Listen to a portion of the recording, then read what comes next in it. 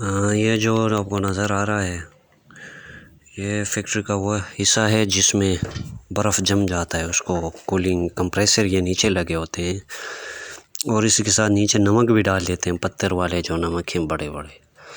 और इसके साथ नीचे से बड़े बड़े पाइपलाइन आए हुए हैं। नीचे पानी है और पानी के अंदर ये जो सेल है इसी में ये देखें।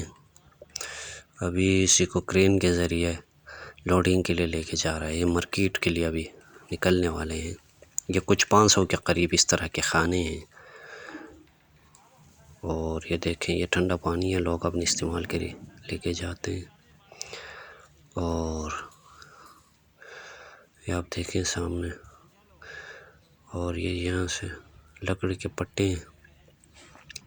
और अभी वो मार्केट वाले अपना बर्फ़ लेके जा रहे हैं। ये देखें ये यहाँ से फिसलता हुआ, अच्छा ये आ गया ट्रक पे। क्या ख्याल है?